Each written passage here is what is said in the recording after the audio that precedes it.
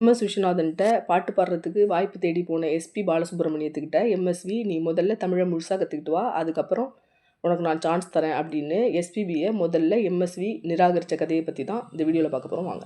புரட்சித் தலைவர் எம்ஜிஆர் அவர்களோட நடிப்பில் 1969 வெளியான படம் தான் பெண். இந்த படத்தில் இடம்பெற்ற 1000 நிலவே வா பாடலை பாடினதன் மூலமாக புகழோட உச்சிக்கு போனவர் தான் பாடகர் எஸ்பி பாலசுப்ரமணியம். அதுக்கப்புறம் எம்ஜிஆர், சிவாஜியில் தொடங்கி ரஜினிகாந்த், கமலஹாசன் வர பல முன்னணி நடிகர்களுக்கு பல ஹிட் பாடல்களை கொடுத்தாரு எஸ்பிபி. பெரிய இசையமைப்பாளர்களான எம்.எஸ். விஸ்வநாதன், இளையராஜா, ஏ.ஆர். ரஹ்மான், தேவா, வித்யாசாகர் அப்படின்னு இவங்க எல்லாரோட இசையிலையும் நிறைய பாடல்கள் பாடியிருக்காரு எஸ்பிபி. சினிமாவில் தெலுங்குலையும் ஹிந்திலையும் பாடல்கள் பாடிட்டு இருந்த எஸ்பிபிக்கு தமிழில் பாடல்கள் பாடணும் அப்படின்னு சொல்லி ரொம்ப ஆசை.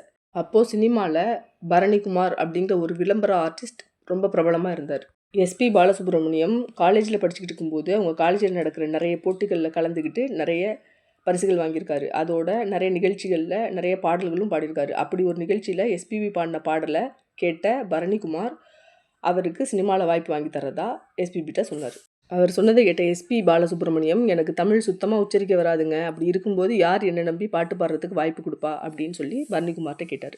அதெல்லாம் பார்த்துக்கலாம் வாயா அப்படின்னு எஸ்பிபியை கூப்பிட்டுட்டு பரணிக்குமார் இயக்குனர் ஸ்ரீதர்கிட்ட போகிறாரு.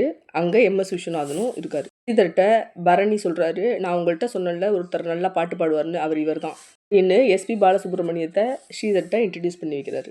உடனே ஸ்ரீதர் அங்கேருந்து எம்.எஸ். விஸ்வநாதன்கிட்ட எஸ்பிபி அழைச்சிட்டு போய் இந்த பையன் நல்லா பாடுவானா, கொஞ்சம் கேட்குறீங்களா அப்படின்னு சொல்லி கேட்குறாரு. அதுக்கு எம்.எஸ். விஸ்வநாதன் சரிப்பா பாடு அப்படின்னு சொல்லி எஸ்பி பாலசுப்ரமணியத்தை சொல்கிறார். எஸ்பி பாலசுப்ரமணியம் ஒரு ஹிந்தி பாடலை பாடி காமிக்கிறார். இதை ரசித்து கேட்ட எம்.எஸ். விஸ்வநாதன், சரி ஏதாவது தமிழ் பாட்டு தெரிஞ்சால் பாடுப்பா அப்படின்னு சொல்லி சொல்கிறார். அதுக்கு எஸ்பிபி, சரி தமிழில் புத்தகம் இருந்தால் பாடுவேன், ஆனால் அதை கூட தெலுங்கில் தான் எழுதி பாடுவேன், சில பல்லவி மட்டும்தான் எனக்கு பாட வரும் அப்படின்னு சொல்லி சொல்கிறாரு.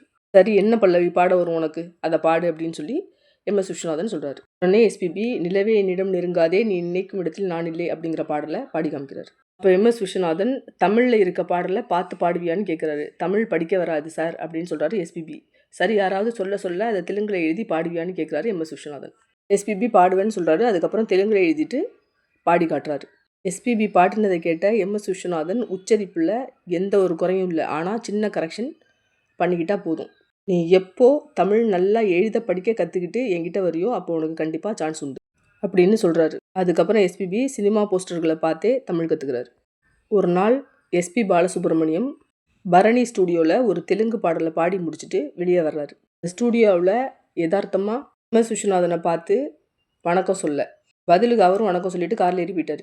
நேரம் கழிச்சு வந்த எம்எஸ்வி, நீ பாலசுப்ரமணியம் தானே, என்ன 2 வருஷமாக அந்த பக்கமே காணும் அப்படின்னு சொல்லி கேட்குறாரு. எஸ்பி பாலசுப்ரமணியம், இப்போ தான் கொஞ்சம் தமிழ் பேசுகிறேன், அதனால தான் அந்த பக்கம் வந்தேன் அப்படின்னு சொல்லி சொல்கிறாரு. சரி உனக்கு நாளைக்கு சாரதா ஸ்டூடியோவில் ரிஹர்சல் இருக்குது, அதனால வந்துரு அப்படின்னு சொல்லி எஸ்பிபிட்ட சொல்லிவிட்டு எம்.எஸ். விஸ்வநாதன் அங்கேருந்து கிளம்பிட்டார். எஸ்பிபியை வச்சு ஒரு பாட்டோட ரிஹர்சல் நடக்குது. அடுத்த நாளே ரீரெக்கார்டிங்கும் முடியுது. எம்.எஸ். விஸ்வநாதன் இசையில் எஸ்பி பாலசுப்ரமணியம் பாடின முதல் பாட்டு இடம்பெற்ற படத்தோட பேர் ஹோட்டல் ரம்பா. அதிர்ஷ்டவசமாக எஸ்பிபி பாடின முதல் பாடல் இடம்பெற்ற படம் வெளியிலே வரல. இப்போ முதல்ல தமிழில் நம்ம பாடுறதுக்கு ஒரு வாய்ப்பு கிடச்சி பாடியும் படம் வெளியே வராமல் போயிட்டே, சகுனமே சரியில்லை அப்படின்னு சொல்லி எஸ்பி பாலசுப்ரமணியம் ஃபீல் பண்ணுறாரு. ஆனால் அங்கே இருக்கிறவங்களாம் எஸ்பிபியை ரொம்ப உற்சாகப்படுத்தி மூவிஸ் அப்படிங்கிற ஆஃபீஸ்க்கு கூப்பிட்டு போகிறாங்க. இங்கே சாந்தி நிலையம் படத்தில் பாட்டு பாடுறதுக்கு சான்ஸ் வாங்கி தராங்க. எஸ்பி பாலசுப்ரமணியம் பாடின அந்த பாடல் தான் இயற்கை என்னும் இளைய கண்ணி அப்படிங்கிற பாடல். இந்த வீடியோ உங்களுக்கு பிடிச்சிருந்துச்சுன்னா லைக் பண்ணுங்கள், ஷேர் பண்ணுங்கள், சப்ஸ்கிரைப் பண்ணுங்கள், மறக்காமல் கமெண்ட் பாக்ஸில் கமெண்ட் பண்ணுங்கள். நன்றி, வணக்கம்.